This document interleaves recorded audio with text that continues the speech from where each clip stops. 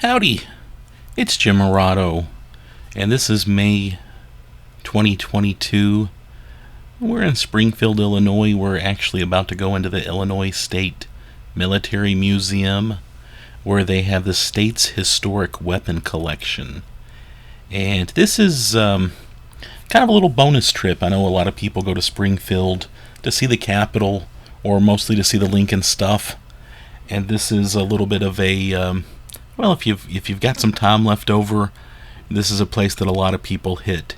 But after my visit on this particular day, I think this is a must visit. This is a really well done museum. Slightly flawed, and I'll get to that, but it is a A+ great museum, and I like it a lot. And by the way, I'm just gonna kind of go through here and give you a rough idea of what's in the area. And unfortunately, I think I did some of the kind of self-guided walking tour backwards when I filmed, so forgive me for that. But there's plenty to see here if you're interested in the military at all, if you're interested in history, and they absolutely do have at least one Holy Grail caliber Lincoln piece. So that alone is worth checking the place out. And again, I'm just taking a little bit of a stroll through here, not really reading signs on this run through the museum. But I'll tell you about a few things. Obviously there's some more modern military stuff. I was here mostly to see the Lincoln stuff, the Civil War items that they have. And, this museum is kind of famous for one item that they do not have. And they used to have it on display. They still own it, but they supposedly took it out of display because it's being restored. They have Santa Anna's leg. Santa Anna, famous for being the main guy in charge of the Mexican army that defeated a much smaller band at the Alamo. But he definitely, that was a victory he should have thought twice about, because he would pay for it later. And anyway, so Santa Anna, they had one of his legs here on display for some time. And I think the first time we came to Springfield, it's been, a decade ago. I think we were we were here on a day that this museum was not open, so we didn't get to see Santa Anna's leg. A couple of other visits, I called them, and they said the leg was being restored. And then on this particular trip, I didn't know if the leg was on display or not, but I wanted to go to this museum anyway, so we stopped by, and it is still not on display. And from what I understand, and it's a fake leg, it's not his actual leg, but he had like an artificial leg, and it's a bit of a long story, but from what I understand, and if anybody knows the inside scoop on this, for sure let me know. But one of the people here told me that the Alamo, in San Antonio, Texas, I've actually been there several times. I've got videos elsewhere on my YouTube channel up about that. At the Alamo is trying to work out a trade where Illinois would send the leg back to Mexico in exchange for the battle flag that hung over the Alamo that was captured during the battle. Obviously, the Alamo might benefit from that, Mexico would benefit from that, and the Illinois State Military Museum would not benefit from that trade. So, and I'm not sure how serious anybody is about the trade, but I almost got the impression that this museum is just scared to put it back out where people can see it again. That was just the vibe I got. But yeah, if you know anything about that, let me know. I'm very fascinated with the Alamo and with Santa Anna.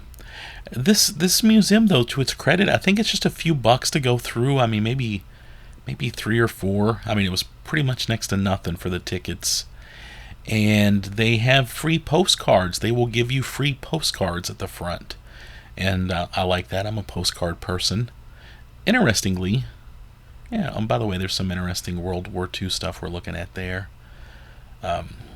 Interestingly, though, they have postcards of Santa Anna's leg.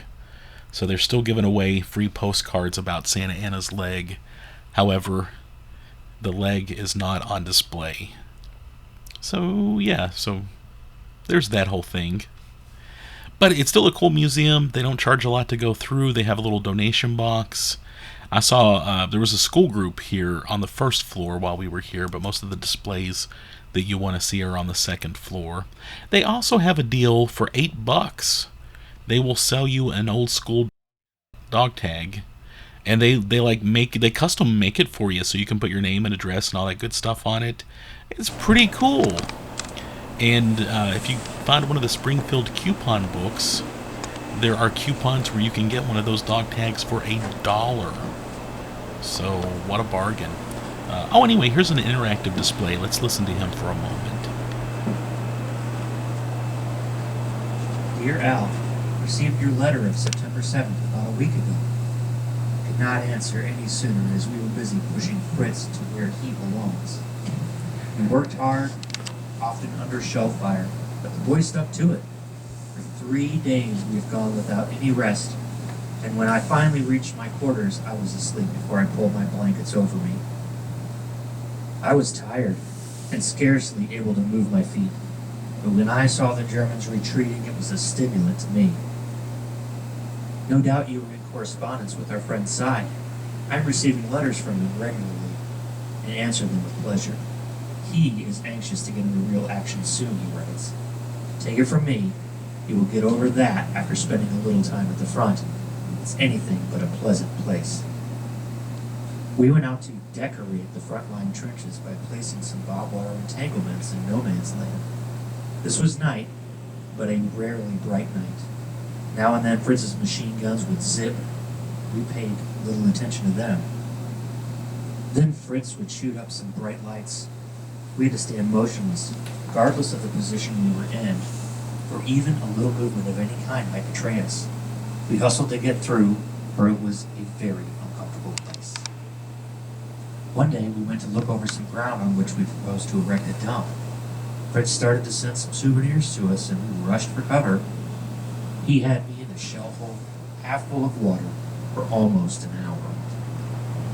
Yet, the fellows take it all good-naturedly. It is a very hard life at times, discouraging even to the stoutest of heart. And we are here to finish the job and do not expect to have a picnic doing it. Our motto here is hell, heaven, or Hoboken.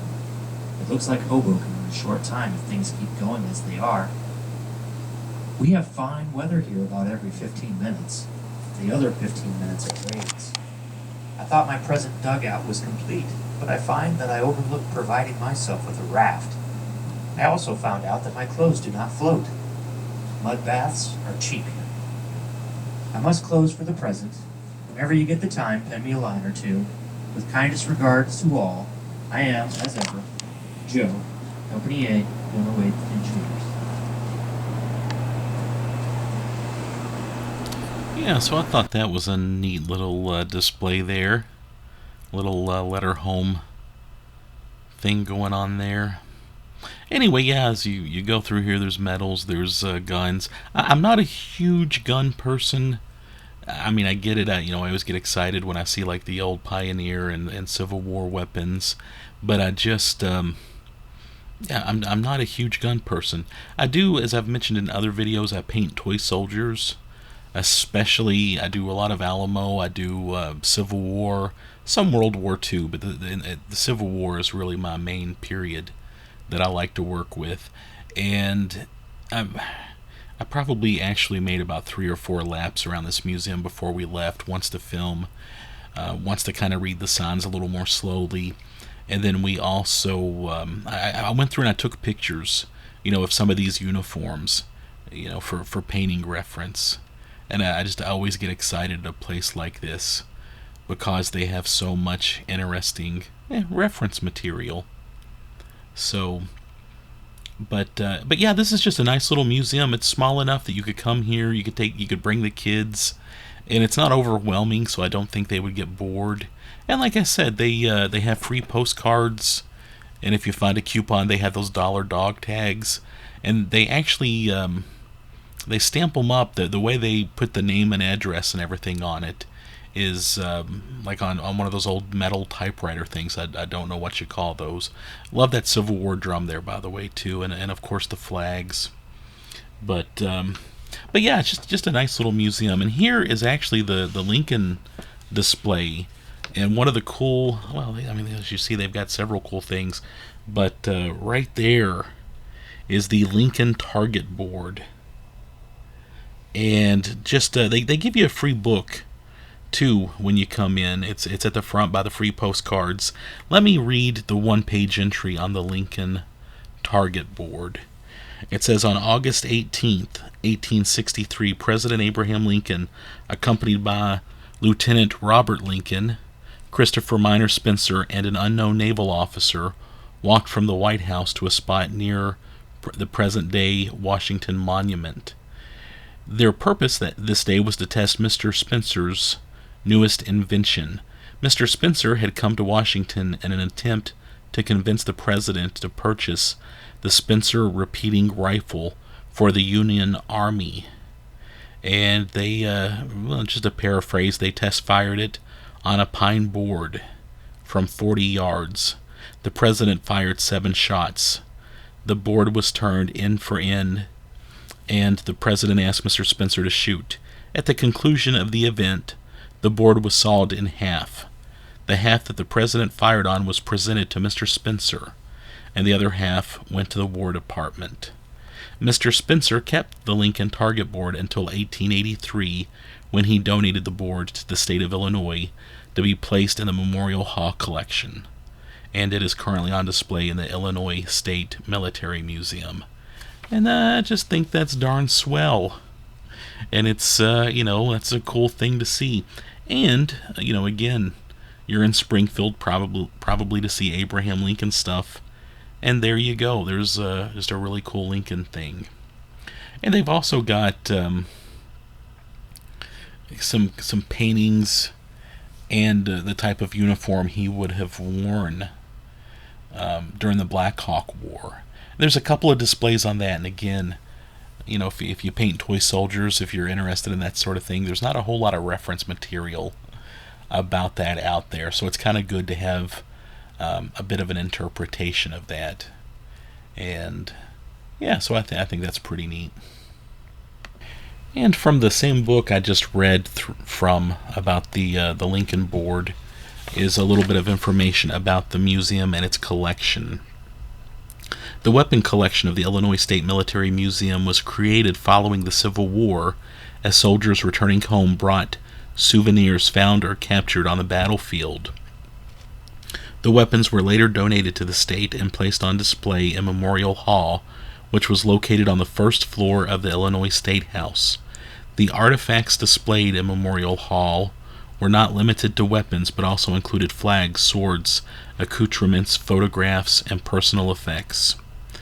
Originally, the collection consisted of muskets carried by militiamen on the battlefields during the 18th and 19th century. Today, the collection reflects the role of Illinois soldiers during the 20th century and includes U.S. and foreign rifles, pistols, and machine guns. The collection serves as a resource for researchers interested in the evolution of military firearms and by the museum to illustrate the story of the citizen soldier and military operations throughout the world.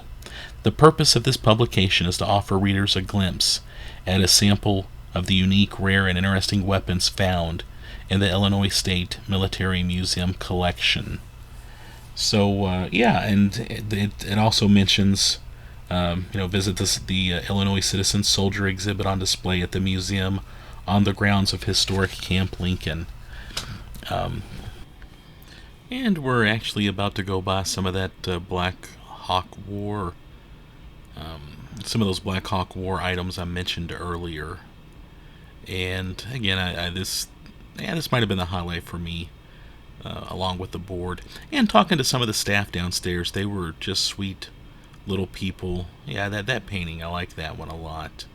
Kind of gives you an idea about Honest Abe during that Black Hawk War. And there's what they believe he might have looked like in his uniform and all. He did not see much action, though. He was glad to be nominated to lead his group, though, so that was pretty cool. And of course, if you're in Springfield, there's the very cool Lincoln home, the only home he ever owned, that's in Springfield that you can tour. It's managed by the National Park Service, and they've preserved his neighborhood really well too. There's the old state capitol and the new current capitol. Several other, lots of nice shops. I like Springfield a lot for some of the little shops they have. Of course, he's buried there. You can go visit his tomb. And about 20 miles or so away is New Salem, a little area that he spent some time in before moving to Springfield. I like that area a lot too. It's kind of underrated, and a lot of people skip over that. But there's New Salem and Petersburg, which are two really nice little communities right by each other with some old Lincoln ties. I love that little artillery display there, and I like their uniforms showing the red colors that they would have worn. It's kind of colorful, and as someone that paints toy soldiers, I enjoy painting them because they look so spectacular. And taking another look. And I am sorry I had to stop there for a moment. If you heard some dogs barking in the background, it was my two little, mostly chihuahuas. And if if a fly lands on our front door, they get excited. And one of our dogs we just got,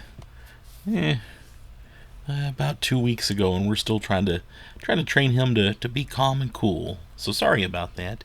But anyway, yeah, the museum here is great. So much Lincoln history in this area. It gives me goosebumps. And we're leaving the museum, just so you know. As you can see, they've got some cool displays. And kind of as I think you're passing the National Guard Armory there, and you're heading out. But yeah, just a good visit at the State Military Museum there in Illinois in Springfield. Again, it's not that far from the other major attractions, and it's if you've already been to Springfield a few times and you've seen all the Lincoln sites, this is a great add-on to your trip. And just wanted to put that little video up there. I hope you liked it. Thanks.